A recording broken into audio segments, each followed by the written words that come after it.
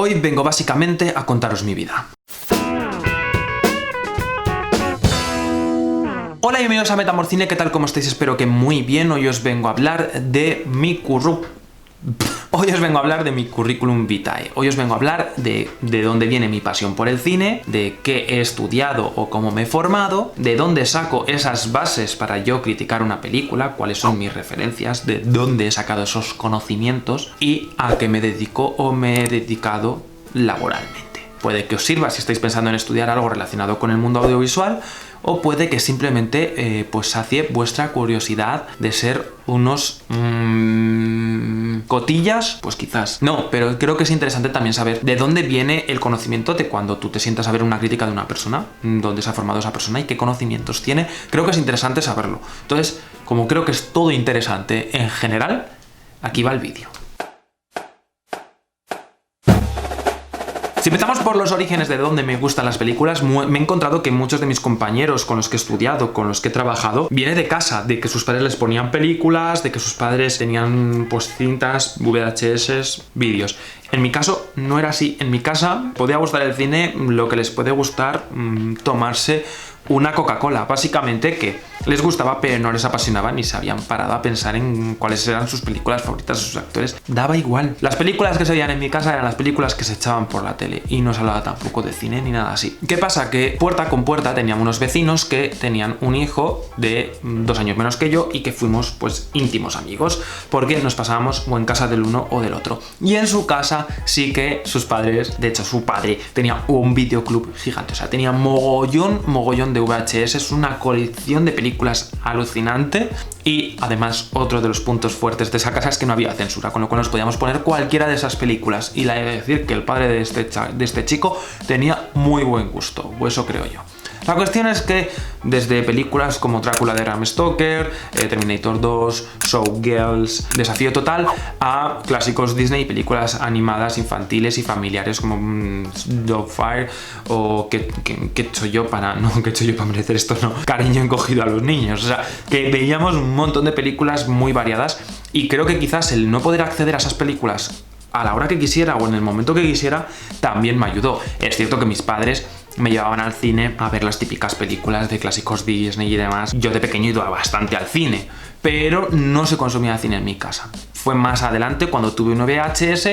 Una de mis primeras películas que tuve fue La momia de Stephen Sommers, y ahí fue cuando algo explotó, porque yo me dedicaba a jugar con los muñecos, a hacer trailers, series y demás.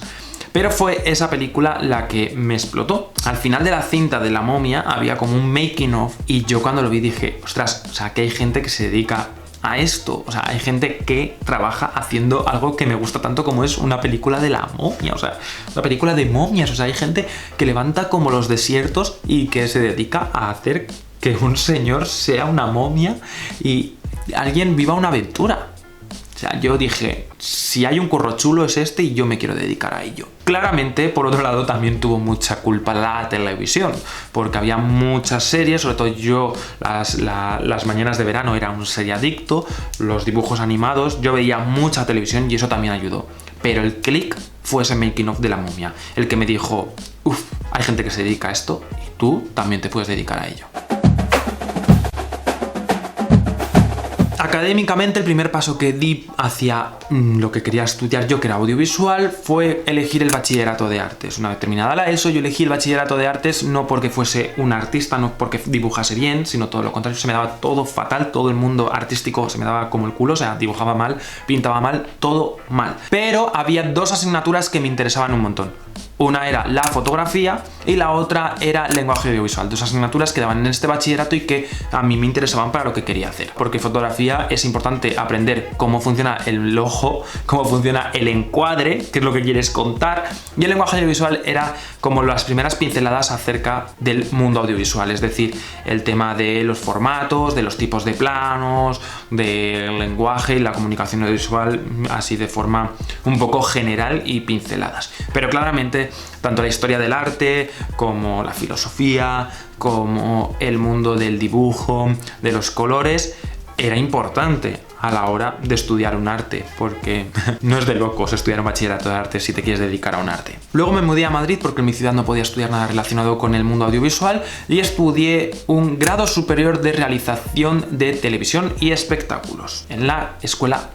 Yo hice la selectividad, la aprobé, pero yo no quise ir a la universidad porque yo lo que quería hacer era como algo más directo, algo más práctico e ir formándome de una forma un poquito más personal, o sea, que yo fuese eligiendo lo que quería estudiar. Y entonces no quise la universidad. Entonces me fui a este grado en el cual se trataba más de algo televisivo, algo más técnico, mucho tema de cámaras, de realización, formatos.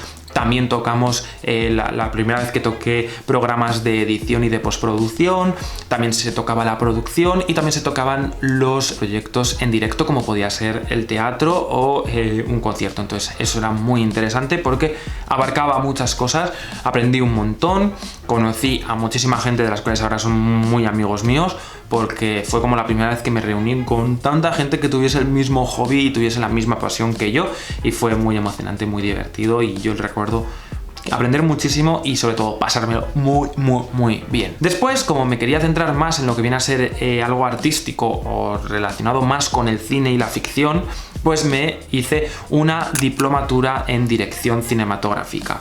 Y aquí sí que ya me metí más en lo que viene a ser el cine y las series, cual pues había mucho análisis del montaje, de guión, historia del cine, historia del montaje, producción, había un poco de todo, por decirlo de alguna forma. Y ya fue el segundo año cuando me centré en la dirección de cine y sobre todo en los desgloses de guión, en la planificación, en la dirección de actores, que eso me volvió loquísimo. Bueno, todo lo que tenía que ver con la dirección, saber llevar un proyecto desde la preproducción a la postproducción, desde todos los puntos de vista, pero sobre todo desde la dirección cinematográfica.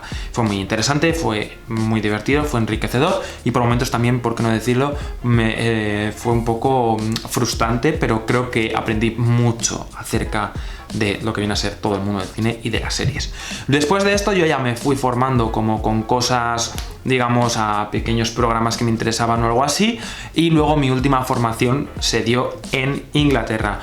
¿Por qué? Pues porque me largué a Inglaterra a aprender inglés, porque es que una de mis asignaturas pendientes era el inglés. Yo pensaba que hablaba algo de inglés y cuando llegué a Inglaterra dije, no tienes ni puñetera idea de hablar inglés. Entonces me fui allí y no es que estudiase, sino que pues estuve durante casi 3 años pues trabajando de camarero, poniendo cafés, en la cocina y en un cine, el cual me vino muy bien porque vi muchas películas gratis, porque me vino muy bien para el canal y porque aprendí muchísimo inglés. Entonces aprendí inglés a base de hablarlo de cara al público y de tener compañeros ingleses y de hablar con gente inglesa 24 horas del día. Y esa fue mi última, digamos, formación, entre comillas, académica. En cuanto a todo lo que tiene que ver con lo mío profesionalmente y laboralmente, digamos que lo primero, pues mis primeros pasos fueron claramente prácticas que venían con la escuela. Pues en el CEF estuve en Antena 3 Televisión, de regidor del tiempo, trabajando en la ruleta de la suerte, editando noticias, hice un poco de todo. Incluso estuve en los últimos capítulos de aquel programa mítico llamado El Diario de Patricia. Este vídeo me va a hacer más viejo de lo que creéis. Por otro lado, luego vinieron como otras prácticas que fueron en una serie diaria llamada Mares para Siempre, en la cual pues descubrí cómo era trabajar en una serie diaria, que es una cosa muy loca porque hay muchos actores, hay que hacer muchos capítulos y eso va rodado, entonces hay una producción como muy, no sé, o sea, es como muy loquísimo, es como una fábrica de lo audiovisual y como ir haciendo una serie diaria con su vestuario de época, con un montón de actores, con un montón de cosas muy locas. La verdad es que fue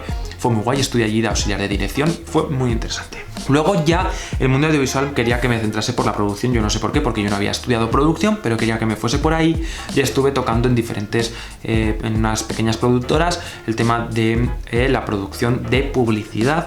Y estuve en una, de hecho, casi 2 años de producer, de productor y de editor de vídeo. Entonces ahí tenía un trabajo un poco flexible en una pequeña productora de publicidad y conocí lo que viene a ser el mundo de la publicidad de forma más intensa y emocionante. Luego de ahí salté a una productora en la que estuve trabajando en 2 proyectos simultáneamente de Netflix, 2 series y ahí estuve de ayudante de coordinación de postproducción. Ahí estuve en la parte de postproducción, pues todo el tema de gestionando efectos, músicas y demás montajes y demás cosas que se dan en la postproducción, pues ahí estuvimos coordinándolo. Este sí que fue intenso y además aprendí muchas cosas y también cosas personales, o sea, ahí aprendí mucho.